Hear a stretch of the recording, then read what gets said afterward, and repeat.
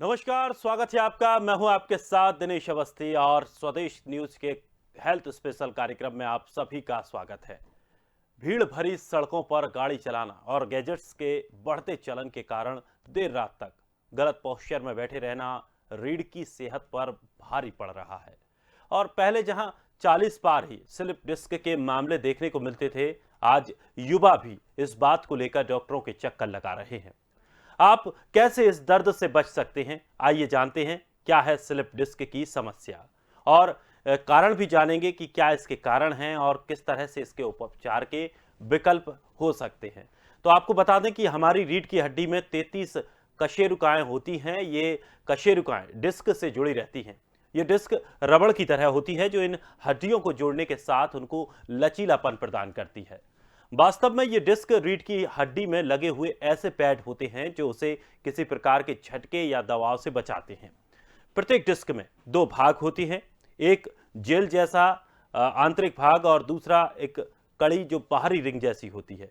चोट लगने या कमजोरी के कारण डिस्क का आंतरिक भाग बाहरी रिंग के साथ बाहर निकल सकता है। इसे स्लिप डिस्क कहते हैं।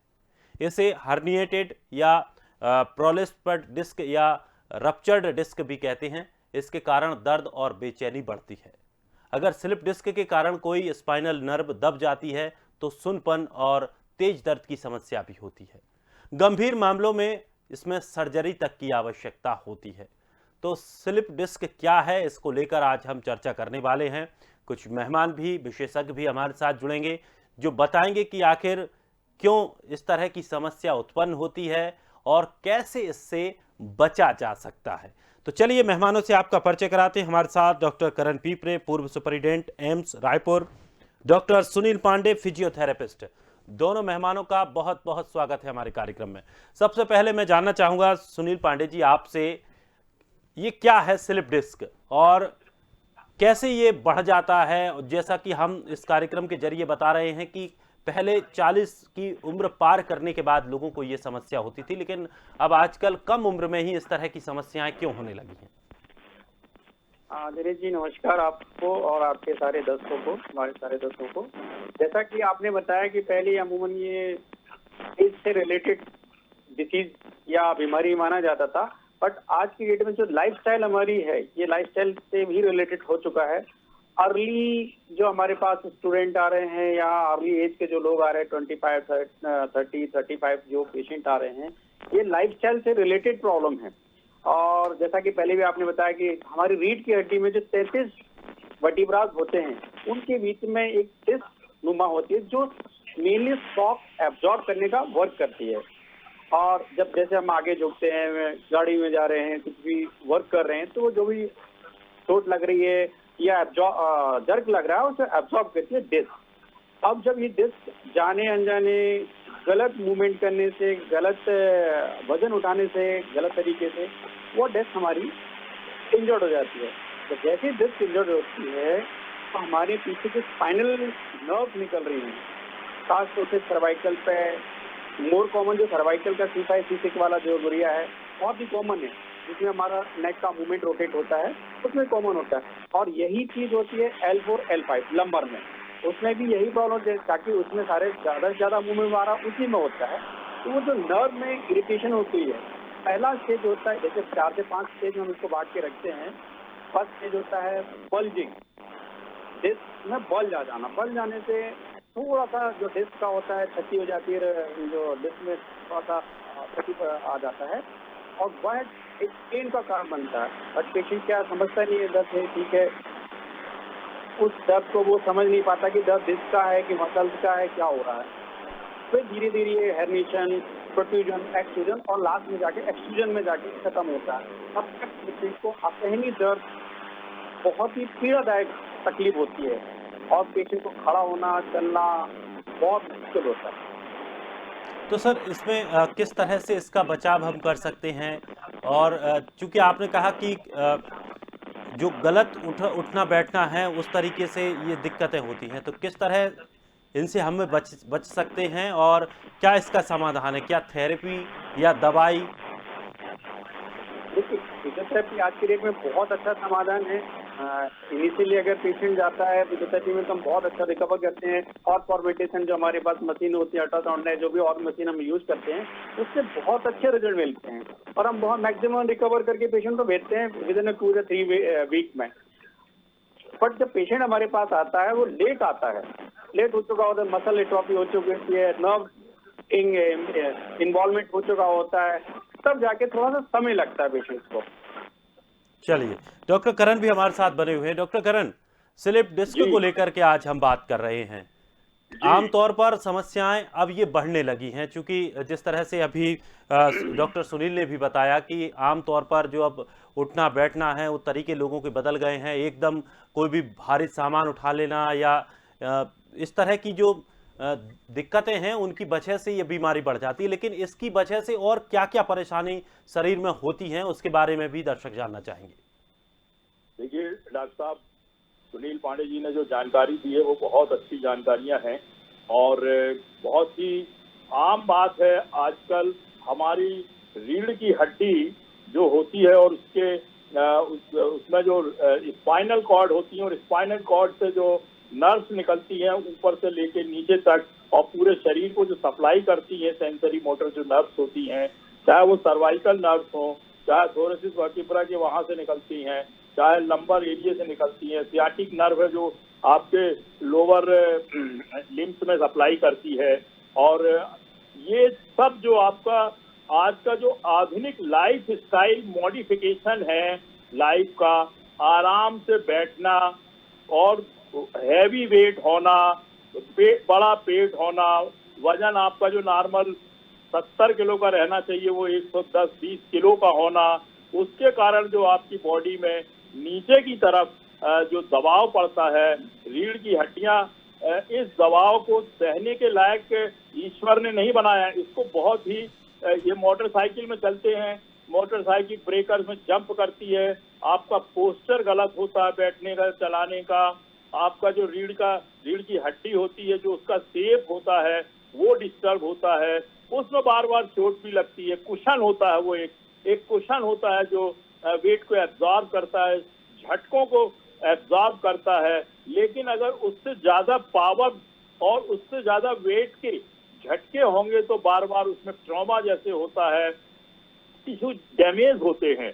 और जो वो कुशन होता है, साइनोवियल मेम्ब्रेन होती है और जो डिस्क होती है उसमें ऊपर की रीढ़ की हड्डी, चाहे वो सर्वाइकल स्पाइन में हो, चाहे लंबर स्पाइन में हो, चाहे थोरेसिस वर्टिब्रा के वहां पर हो, उसमें दबाव पड़ता है।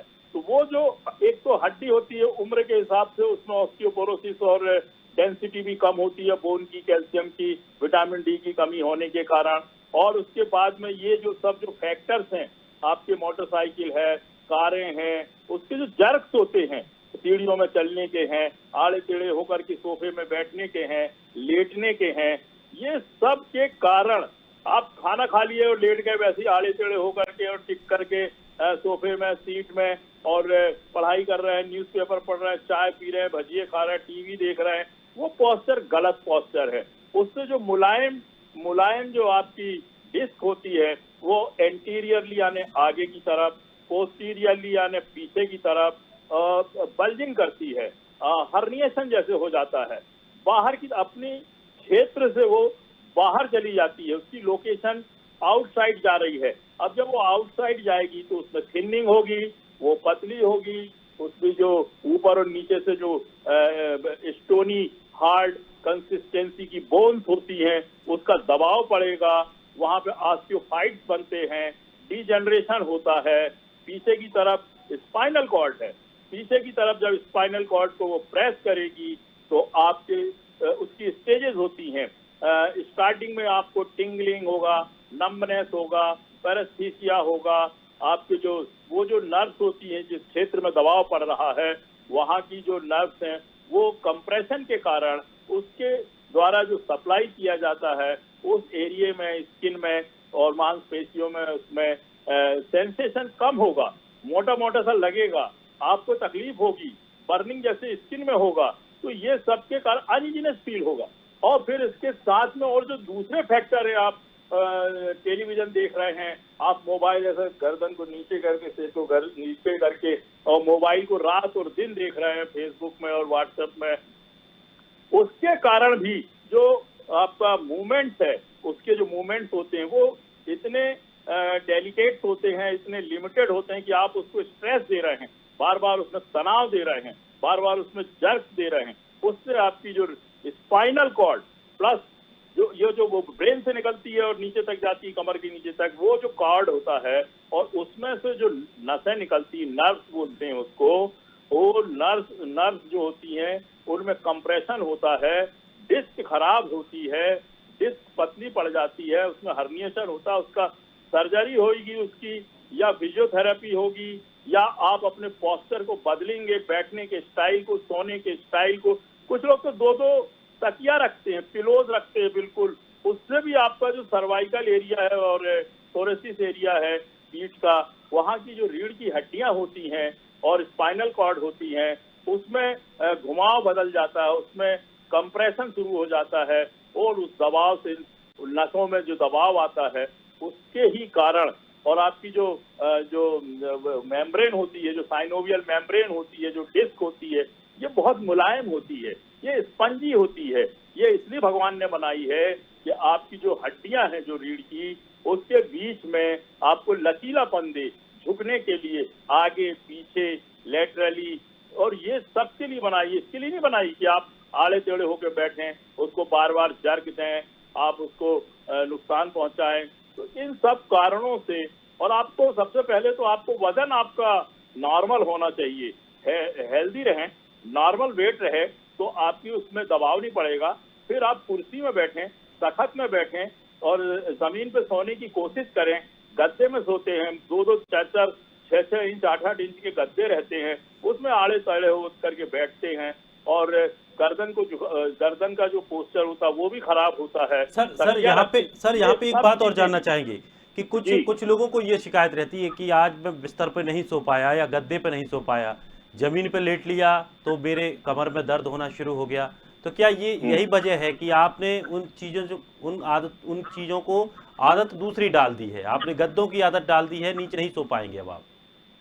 नहीं, ऐसा कुछ नहीं, आदत डालिए आप। हमारे पूर्वज अभी भी जो एजेड लोग हैं और जिनको ये मालूम है कि हमको किस प्रकार से अपने शरीर का रखरखाव करना चाहिए, रखरखाव, शरीर का मेंटेनेंस, शरीर का रखरखाव, बॉडी का पोस्चर, आपका चलना, आपका उठना बैठना, लेटना, सोना, करवट लेना, इन सब में आपकी जो शरीर की क्रियाएं होती हैं उसका महत्व होता है, शरीर की पोजीशंस होती है जो उसका बहुत बड़ा महत्व होता है। साथ में आपको यौगिक व्यायाम भी करना चाहिए। आपकी रीढ़ की हड्डी को लचीलापन देने के लिए, अगर आप कामकाजी पुरुष हैं, महिला हैं और युवा हैं, आप गाड़ी चला रहे हैं, कुर्सी पे बैठने का है 8-8, 9-9 घंटे, उसमें रीढ़ की हड्डियों में दबाव आ रहा है, और आने जाने में आप कार का उपयोग कर रहे हैं, आने जाने में आप मोटरसाइकिल का उपयोग कर रहे हैं, जहां भी बैठ रहे हैं तो सोफे मिल रहे हैं, गद्दियां मिल रही हैं, आपका पोस्चर खराब हो जाता है। आपको कभी भी आपको आपके शरीर को जिस प्रकार से मेंटेन करना चाहिए उस प्रकार की किसी प्रकार से भी सुविधा नहीं मिल रही है, पूरा अगेंस्ट और अपोजिट जा रहा है। इसलिए आपकी लाइफ स्टाइल चेंज होने के कारण आपको तकलीफें अर्ली स्टेज में होने लगी हैं और आपको इससे बचना चाहिए। सावधानी पूर्वक आप अपने बॉडी को, मतलब ये कह सकते हैं हम कि जीवन शैली में सुधार लाने की में आपको बदलाव लाना पड़ेगा, आवश्यकता जरूरी है। ऐसे ट्रेनर लेना पड़ेगा, डॉक्टर के पास जाना पड़ेगा, संपर्क करना पड़ेगा अनुभवी लोगों से,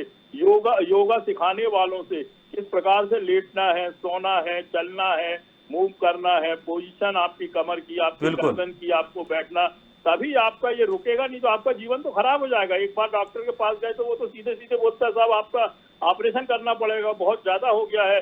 एमआरआई में आपको ऐसा लग रहा है कि आपकी रीढ़ की हड्डी और स्पाइन जो है वो सब डैमेज होते चली जा रही है, उसमें बहुत दबाव है और आपको वैसे ही दर्द है, तभी तो आप गए हुए हैं। सीटी स्कैन में चेंजेस दिखते हैं। तो मैं समझता हूं कि आपको इससे बचाव के लिए आपको सावधानी पूर्वक और सुरक्षित बिल्कुल आप अपनी लाइफ स्टाइल को जिए। इसमें सबसे पहले ये है कि सावधानी बहुत ज्यादा जरूरी है। डॉक्टर सुनील पांडे, आपसे जानना चाहेंगे, आपने अभी बताया था कि लोग हमारे पास आते हैं और काफी देर बाद आते हैं, जब उनकी समस्या ज़्यादा बढ़ जाती है उसके बाद आते हैं, तो उनको फिर कवर करने में काफ़ी वक्त भी लगता है और कुछ लोग कवर नहीं हो पाते हैं एकदम थेरेपी से। तो बिल्कुल सही इसके कहा क्या जी। शुरुआती लक्षण होने चाहिए कि मतलब आदमी को ऐसा लगने लगे कि अगर मुझे इस तरह की समस्याएं हो रही हैं तो अब मुझे इसको दिखाना होगा या चेकअप कराना होगा? क्योंकि बहुत सी बार ऐसा होता है, लोग सोचते हैं कि चलिए हमने दिन भर 8 घंटे 9 घंटे काम किया है, आधा घंटा हमने बाइक चलाई है ऑफिस से, अब हम घर आए हैं, थोड़ा सा पेन होता है बॉडी को, शायद रिलैक्स नहीं मिल पाया हो, इस वजह से ये दिक्कतें हो रही हों। और जो आपने कहा कि उस चीज़ को हम समझ नहीं पाते और वो बाद में बढ़ जाती है, तो किस तरह के ये लक्षण हैं जो दिखने लगते हैं? देखिए दिनेश जी, क्या हुआ, जैसा कि अभी आप सर ने भी एक्सप्लेन किया और अपन ने भी डिस्कस किया कि ये लाइफस्टाइल बीमारी है। अब जब लाइफस्टाइल बीमारी है तो हमारा निदान भी लाइफस्टाइल को सुधारने से ही होगा। हम अपनी लाइफस्टाइल को अगर सुधारना स्टार्ट करते हैं तो हमें रिकवरी के चांसेस और हमारे अगेन स्लिप डिस्क होने के कॉजेस कम हो जाते हैं। अब लाइफस्टाइल सुधारना कैसे हैं? आपको अपनी बॉडी पे सबसे पहले फ्लेक्सिबिलिटी पे वर्क करना है। आपकी बॉडी में अगर फ्लेक्सिबिलिटी होगी तो आपको इंजरी के चांसेस मिनिमम हो जाएंगे, मिनिमाइज हो जाएंगे। तो आपको एक्सरसाइज का प्लान करना होगा, आपको डेली वॉक पे जाना होगा, आपको अपनी बॉडी को रिहाइड्रेट करना होगा, पानी खूब सारी मात्रा में पानी पीना होगा और मांसपेशियों को प्रॉपर स्ट्रेचिंग करनी होगी, क्योंकि मैक्सिमम सबसे पहले ये पेन हमको मांसपेशियों से आता है। काफ मसल, जैसा भी मैं देखता हूँ मेरे पेशेंट्स आते हैं, हम उनको असेसमेंट करते हैं तो सबसे पहले हम उनसे पूछते हैं आपको क्या प्रॉब्लम, वो बोलेगा सर मुझे काफ में पेन होता है, पीढ़ी में दर्द होता है। हम स्टार्ट करते हैं पीढ़ी में दर्द क्यों हो रहा है, उन्होंने साहब लंबे समय से हम बैठे रहते हैं, चेयर पे बैठ के 6 4 5 घंटे लगातार वर्क करते हैं, वॉकिंग कम करते हैं और वहां से जो ये टू जॉइंट मसल्स होती है हमारी, काफ मसल्स हो गए, हैम्स मसल्स हो गए, हैमस्ट्रिंग मसल्स हो गई और ये जाके हमारे ग्लूट से पैरास्पाइन जो मसल्स होती है इन तक वो फिर जैसी मसल स्टिफ होगी या जब माइक्रो ट्रॉमा होते होते फिर आने वाले समय में स्लिप डिस्क का कॉज बनेगा। तो हमको हमारी लाइफस्टाइल में चेंज लाना है, एक्टिविटी में चेंज करना है, एक्सरसाइज को अडॉप्ट करना है। एक्सरसाइज इसका बहुत बड़ा समाधान है। मतलब अगर हमने एक्सरसाइज को अडॉप्ट कर लिया, ये समझ लीजिए आपने अपनी स्पाइन को मैक्सिमम तरीके से क्योर कर लिया। तो सर इसके लिए कुछ ऐसी हल्की फुल्की एक्सरसाइज जो घर में की जा सकती हो? हाँ, मैं मैक्सिमम पेशेंट को एडवाइस करता हूँ कि आप अगर सिटिंग वाला वर्क है आपको तो 40 मिनट के बाद आपको 5 से 7 मिनट 10 मिनट का आप वॉक करें, अपनी एक्सरसाइज करें। वो अपनी जहाँ ऑफिस में है ऑफिस में वॉक कर लीजिए, आप नेचर कॉल के लिए जाना है वहां चले जाएं, पानी पीने चले जाएं, बट आप अपने चेयर को छोड़ें जरूर 5-7 मिनट के लिए। थोड़ी वॉकिंग करेंगे, आपको जो मसल स्टिफनेस हो रही थी, ब्लड का सर्कुलेशन रुक रहा था, वहां आपको न्यूट्रिशन वाला ब्लड और आपका ऑक्सीजन ब्लड मिल जाएगा। इससे आप मेंटेन कर सकते हैं। बाकी आप पर डे 4 से 5 किलोमीटर वॉक करना स्टार्ट करिए। लगभग 30 से 35 मिनट का अगर आप एक्सरसाइज अडॉप्ट कर लेते हैं, जो आपकी कोर मसल्स होती है, बैक मसल्स होती है, बैक एक्सटेंशन मसल होती है, जो एंटी ग्रेविटी मसल्स होती है, इनको अगर प्रॉपर फंक्शन में रखते हैं, फ्लेक्सिबिलिटी मेंटेन करते हैं, तो मुझे लगता है आप इस बीमारी से बहुत हद तक बच सकते हैं। और जैसा भी मैंने शुरू में कहा कि हमारे पास पेशेंट बहुत लेट आता है, तो मैं लेट इसलिए आता है कि उसको पता ही नहीं चल पाता कि मैं जाना कहाँ है इस दर्द के लिए। तो जब लेट आता है तो फिर रिकवरी भी थोड़ा सा लेट होती है। क्यों? क्योंकि आपको मसल पे वर्क करना हो, एक मसल पे वर्क नहीं करना, उस लाइफस्टाइल को आपको सुधारना है, आपके पोस्चर को करेक्ट कराना है। शोल्डर की मसल्स हो गई, बैक की मसल्स हो गई, लोअर लिम्ब की मसल्स हो गई, इवन फुट मसल्स हो गई, उन सबको आपको रीस्ट्रेंथ करना है फ्लेक्सिबिलिटी के साथ में। इसलिए थोड़ा समय लगता है, बट 99% क्योर होता है स्लिप डिस्क का पेशेंट, मैं ये कह सकता हूँ आपको, बाय फिजियोथेरेपी। और यहाँ पर जैसा भी सर ने कहा कि देख रेख में होना चाहिए, बहुत जरूरी है। अगर आप सेल्फ एक्सरसाइज करते हैं तो आप इंजरी को बढ़ाते हैं, आपको पता नहीं होता आपको स्लिप डिस्क है और आप again and again forward bending होके आगे जो कि वही डिस्क को परेशान में डाल रहे हैं, मतलब अपनी बीमारी को आप खुद बढ़ा रहे हैं। इसलिए फिजियोथेरेपिस्ट के पास में जाएं, एक्सपर्ट फिजियोथेरेपिस्ट के जाएं और उनसे अपना असेसमेंट कराएं, डायग्नोज कराएं, देन फिर एक्सरसाइज को प्लान करें कि सर मुझे किस इंटेंसिटी में, कितने ड्यूरेशन की ये एक्सरसाइज, कौन सी एक्सरसाइज करनी है, पहले कौन सी एक्सरसाइज को मुझे स्ट्रेंथ करना है, कौन सी मसल्स को फ्लेक्सिबिलिटी मेंटेन कराना है, वो एक फिजियोथेरेपिस्ट आपको प्रॉपर बता सकता है।